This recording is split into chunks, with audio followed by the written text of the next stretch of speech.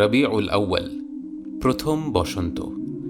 বসন্তের স্নিগ্ধ সুবাসিত সমীরণে পৃথিবীর রুক্ষ বুকে প্রস্ফুটিত হয় মহাবিশ্বের পবিত্রতম পুষ্প।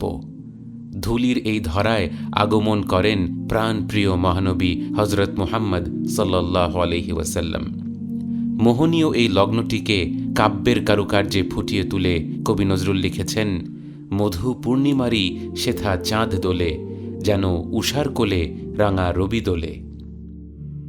পূর্ণিমার চাঁদের সাথে নবীজি সাল্লাল্লাহু আলাইহি ওয়াসাল্লামের বর্ণনার একটা গভীর সংযোগ রয়েছে। হাসান ইবনু আলী রাদিয়াল্লাহু আনহুমার বয়স যখন মাত্র ৭ কি ৮, তাঁকে জীবনের সবচেয়ে কঠিন একটি অধ্যায়ের সম্মুখীন হতে হল। হিজরির ১১তম বছরের এই রবিউল আউয়াল মাসেই তাকে বিদায় জানাতে হল সৃষ্টি জগতের শ্রেষ্ঠ মানুষটাকে, যিনি মানবজাতির জন্য প্রাণপ্রিয় নবী, কিন্তু সেই সাথে হাসান রাদিয়াল্লাহু আনহুর জন্য ছিলেন তাঁর প্রাণপ্রিয় নানাজান। রাসূলুল্লাহ সাল্লাল্লাহু আলাইহি ওয়াসাল্লামের অসংখ্য স্মৃতি তাঁর ছোট্ট মনের ভেতর ছড়িয়ে ছিটিয়ে আছে। কত সুমধুর সেই স্মৃতিগুলো! নানাজান সাল্লাল্লাহু আলাইহি ওয়াসাল্লাম সিজদায় গেলে তাঁর ঘাড়ে চড়ে বসা, তাঁর সাথে খেলা করা, পরম মমতায় তাঁর আদর নেওয়া, তাঁর সেই পবিত্র সুঘ্রাণ। খুব স্বাভাবিকভাবেই তিনি এই স্মৃতিগুলোকে প্রাণপণ আঁকড়ে ধরে রাখতে চাইতেন, কিন্তু তার মন কেবল এই খণ্ডিত স্মৃতিগুলোতে তৃপ্ত ছিল না। তিনি পুরো মানুষটাকে নিজের হৃদয়ে গেঁথে রাখার জন্য ব্যাকুল হয়েছিলেন। তাঁর চেহারা মোবারক, তাঁর শারীরিক গড়ন, হাঁটার ভঙ্গি, সব কিছু। তাই আরেকটু বড় হওয়ার পর তিনি এমন একজনের কাছে ছুটে গেলেন যিনি তাকে এসব তথ্য জানাতে সক্ষম ছিলেন। তিনি গেলেন তাঁর মামা হিন্দ ইবনে আবি হালাহ রাদিয়াল্লাহু আনহুর কাছে। হিন্দ রাদিয়াল্লাহু আনহু ছিলেন আম্মাজান খাদিজাহ রাদিয়াল্লাহু আনহার প্রথম সংসারের সন্তান। তাই তিনি বেড়ে ওঠার সুযোগ পেয়েছিলেন নবীজি সাল্লাল্লাহু আলাইহি ওয়াসাল্লামের ঘরেই।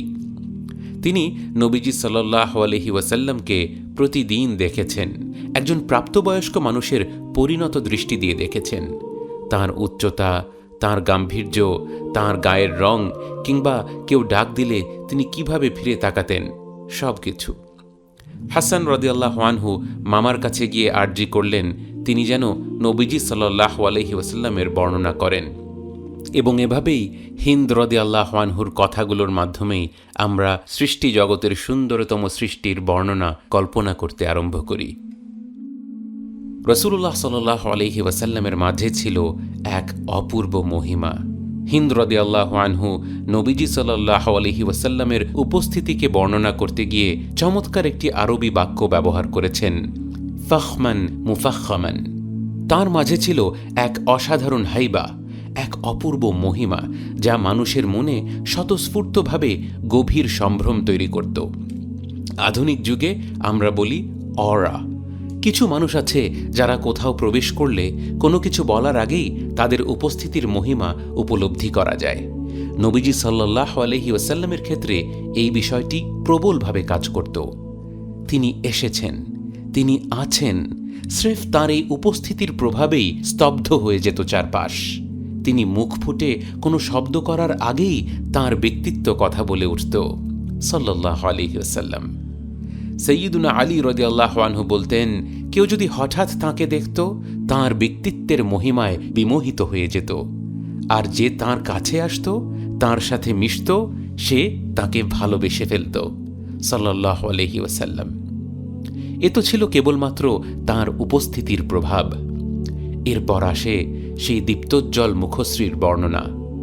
রুক্ষ মরুর বুকে হারিয়ে যাওয়া নিঃসঙ্গ তৃষ্ণার্ত মুসাফির যেভাবে ব্যাকুল হয়ে এক ফোঁটা পানি খোঁজে, লক্ষ কোটি আশেকের হৃদয়ে সেই চেহারা মোবারকের একটি ঝলক দেখার জন্য সেভাবেই ছটফট করে। হিন্দ রাদিয়াল্লাহু আনহু বলেন, তাঁর চেহারা মোবারক ছিল পূর্ণিমার রাত্রির চাঁদের মতো ঝলমলে। এমন সৌন্দর্যের যথার্থ বর্ণনা দেওয়ার সাধ্য কারই বা রয়েছে? জোছনার সেই স্নিগ্ধতাকে শব্দের কারুকার্যে বাঁধতে গিয়ে থমকে গিয়েছে কত কবি সাহিত্যিকের কলম। সুরের মূর্ছনায় তা ফুটিয়ে তুলতে গিয়ে স্তব্ধ হয়েছেন কত সুরকার। তুলির আঁচড়ে সেই অপার্থিব জ্যোতি ধারণ করতে গিয়ে হার মেনেছেন কত দক্ষ শিল্পী। তারা প্রত্যেকেই হয়তো বলবেন, এমন সৌন্দর্য সত্যিকার অর্থে অনুধাবন করতে হলে চলে যেতে হবে খোলা কোনো প্রান্তরে। হয়তো কোনো এক পূর্ণিমার রজনীতে আপনি দাঁড়িয়ে আছেন বিশাল কোনো সমুদ্র সৈকতে, রূপালী আভায় ছেয়ে আছে চারিপাশ, সমুদ্রের তরঙ্গমালা সেই অপার্থিব কিরণে ঝিকমিক করছে। আপনি দুহাত মেলে সেই জোছনার আলোয় ডুব দিয়েছেন। আপনি এখানে অনন্তকাল কাটিয়ে দিতে পারবেন। আপনি মনে প্রাণে চাইতে থাকেন অসম্ভব সুন্দর এই রাত্রিটি যেন কখনো শেষ না হয়ে যায়। নবীজি সাল্লাল্লাহু আলাইহি ওয়াসাল্লামের মুখমণ্ডলের দিকে তাকালে কি এমনটাই অনুভব হতো, নাকি এর চাইতেও তীব্র কোনো অনুভূতিতে মুগ্ধ হতো হৃদয়? হিন্দ রাদিয়াল্লাহু আনহু তা ব্যাখ্যা করতে পারেননি। শুধুমাত্র এতটুকুই বলেছেন, তাঁর চেহারা মোবারক ছিল পূর্ণিমার রাতের চাঁদের মতো ঝলমলে সাল্লাল্লাহু আলাইহি ওয়াসাল্লাম। আসুন কিছুক্ষণ নিশ্চুপ হয়ে কল্পনা করার চেষ্টা করি কি অপরূপ ছিল সেই দৃশ্যটি।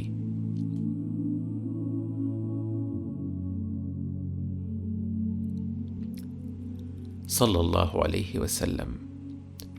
উচ্চতায় নবীজি সাল্লাল্লাহু আলাইহি ওয়াসাল্লাম ছিলেন মাঝারির চেয়ে অধিক দীর্ঘকায়, কিন্তু সেই দীর্ঘতা ছিল সুপরিমিত ও সন্তুলিত। তিনি অতিরিক্ত লম্বা ছিলেন না। তার এই সুষম আকৃতির সৌন্দর্যের একটি কারণ ছিল তার মাথা মোবারকের গঠন। একজন প্রশস্ত কাঁধের সুঠামদেহী মানুষের মাথা যদি অতিরিক্ত ছোট হয়, তাহলে পুরো অবয়বের অনুপাতের মধ্যে যেন কোথাও একটা অসামঞ্জস্যতা চোখে পড়ে। ঠিক কী কারণে তা অস্বাভাবিক লাগছে হয়তো বলে বোঝানো কঠিন, কিন্তু দৃষ্টিতে তা ঠিকই ধরা পড়ে। নবীজি সাল্লাল্লাহু আলাইহি ওয়াসাল্লামের ক্ষেত্রে ব্যাপারটা ছিল ঠিক তার বিপরীত। তাঁর প্রশস্ত কাঁধ ও সুঠাম দেহের সঙ্গে সামঞ্জস্য রেখে তাঁর মাথা মোবারকও ছিল প্রশস্ত ও সুগঠিত। হিন্দ রাদিয়াল্লাহু আনহু এই বৈশিষ্ট্যটিকে বর্ণনা করে বলেছেন, আযীম আল হামাহ, প্রশস্ত সুঠাম মস্তকের অধিকারী সাল্লাল্লাহু আলাইহি ওয়াসাল্লাম। তাঁর মৃদু ঢেউ খেলানো চুলেও ছিল সেই অপরূপ ভারসাম্যের ছোঁয়া। তা অতিরিক্ত কোঁকড়ানোও ছিল না, আবার একেবারে সোজাও ছিল না। হিন্দ রাদিয়াল্লাহু আনহু বর্ণনা করেছেন যে নবীজি সাল্লাল্লাহু আলাইহি ওয়াসাল্লাম চুল বড় রাখলে তা কানের লতি পর্যন্ত পৌঁছত। তবে অন্যান্য বর্ণনা থেকে আমরা জানতে পারি যে রাসূল সাল্লাল্লাহু আলাইহি ওয়াসাল্লামের চুলের প্রধানত তিনটি ভিন্ন ভিন্ন দৈর্ঘ্য ছিল। কখনো তা কানের লতি স্পর্শ করত, কখনো ঘাড় পর্যন্ত নেমে আসত, আবার কখনো বা কাঁধ ছুঁয়ে যেত সাল্লাল্লাহু আলাইহি ওয়াসাল্লাম। তাঁর গায়ের রং বর্ণনা করে হিন্দ রাদিয়াল্লাহু আনহু বলেছেন, আজহারুল লাউন, অর্থাৎ তাঁর বর্ণ ছিল উজ্জ্বল ও ফর্সা, যার মধ্যে হালকা গোলাপি আভা খেলা করত।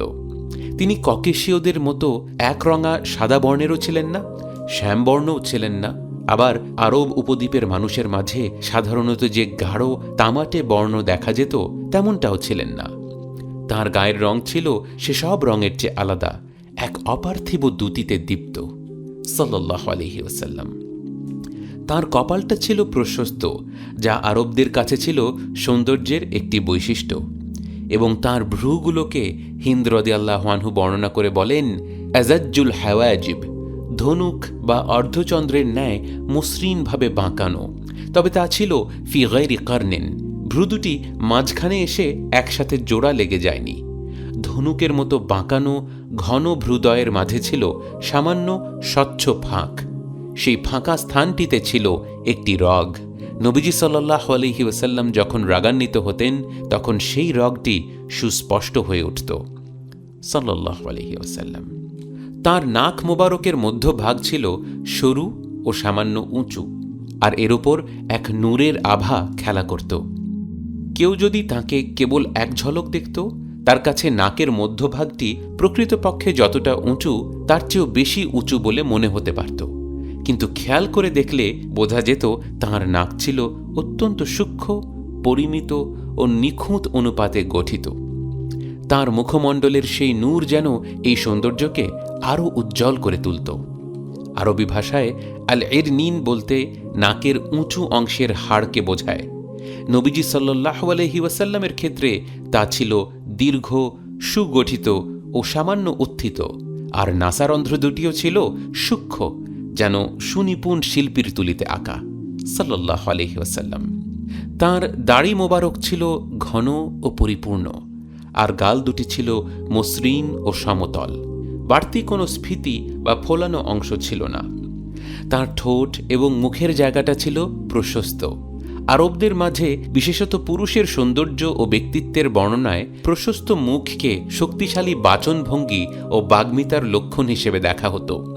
আর তাঁর দাঁতগুলো ছিল পরিপাটি ও দৃষ্টিনন্দন। একে অপরের সাথে অতিরিক্ত গা ঘেঁষা ছিল না, বরং তাদের মাঝে ছিল সূক্ষ্ম স্বাভাবিক ব্যবধান। আর তাঁর বুক মোবারক থেকে নাভির দিকে নেমে এসেছিল সরু একটি লোমরেখা, যাকে বলা হয় মাসরুবাহ। সাল্লাল্লাহু আলাইহি ওয়াসাল্লাম।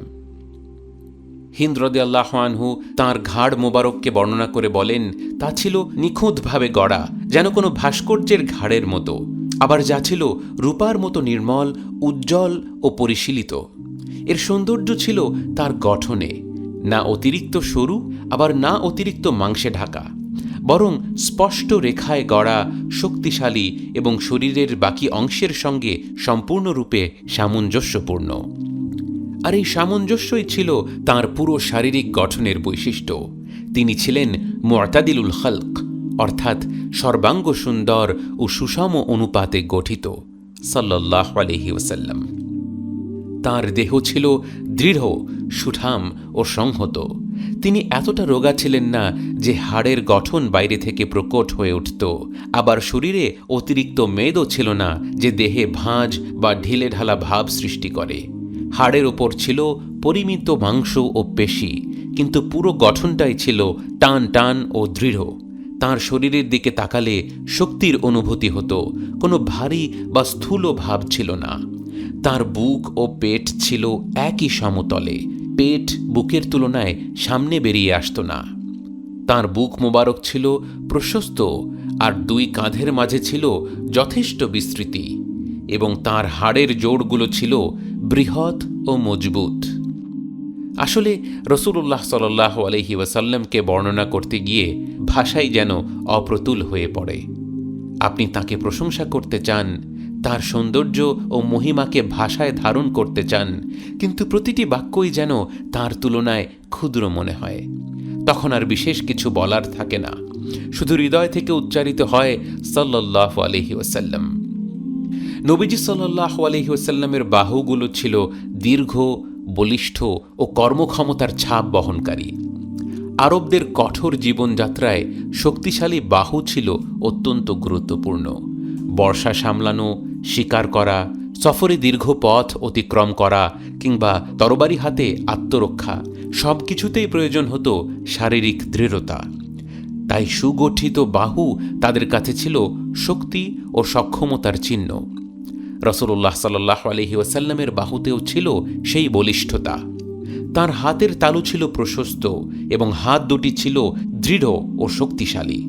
এমন হাত যা দেখলেই বোঝা যেত তিনি ছিলেন সক্রিয় ও কর্মময় জীবনের মানুষ, এবং তাঁর পা মোবারকও ছিল তেমনিভাবে শক্তিশালী ও সুগঠিত। তাঁর পায়ের পাতার ভেতরের খাঁজ ছিল উঁচু, যাকে ইংরেজিতে বলা হয় আর্চড। ফ্ল্যাট ফুট বলতে যা বোঝানো হয়, তাঁর পায়ের পাতা ছিল তার ঠিক বিপরীত।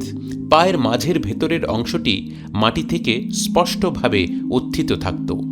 পায়ের ওপরের অংশ ছিল মসৃণ ও সমান, কোথাও অস্বাভাবিক ফোলা ভাব বা খাঁজ ছিল না।